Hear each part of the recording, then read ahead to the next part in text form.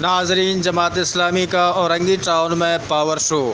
امیر Jamaat Islami Karachi engineer حافظ نعیم الرحمان کی senior رہنما جماعت اسلامی ناصر عباسی کی دعوت پر اورنگی ٹاؤن مومن آباد UC3 بسم اللہ کالونی واجد شہید چوک آمد۔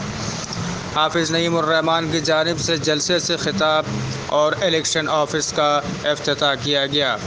واضح رہے، جماعت اسلامی اور مقامی کمیٹی جوائنٹ ایکشن کمیٹی کی جانب سے UC3 کی سطح پہ اتحاد کیا گیا ہے۔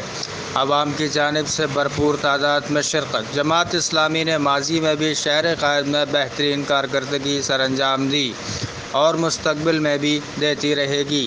امیر جماعت اسلامی کراچی۔ نہیں کرتے، ایک جماعت اسلامی ہے جو کہ الیکٹرک مافیا اور حکومت کا مقابلہ کر رہی ہے۔ آج بھی ہم نے شہر میں 24-25 جگہوں پر دھرنے دیے ہیں اور کل ہم کے الیکٹرک کے ہیڈ آفس پر ایک زبردست قسم کا دھرنا اور گھیراؤ کر رہے ہیں تاکہ لوگوں کو اس ظلم سے نجات حاصل ہو اور لوگوں کا حق اور اس کے لیے آواز کوئی بلند کر سکے۔ ہم نے ہی 29 دن کا دھرنا سندھ اسمبلی کے سامنے دیا۔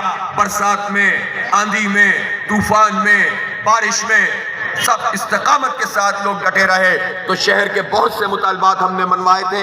اس لیے جماعت اسلامی صرف اس پر یقین نہیں رکھتی کہ اقتدار ہوگا تو کام کریں گے ورنہ مزے کریں گے، جب کچھ نہیں ہوتا تو بھی کام کر رہے ہوتے ہیں۔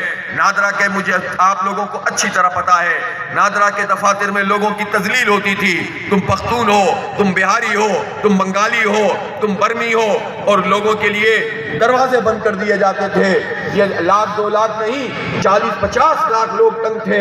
کسی کو جو ہے بلاک کر رہے تھے، کسی کے لیے کمیٹیاں بن رہی تھی، کسی کو FIA میں دے رہے تھے۔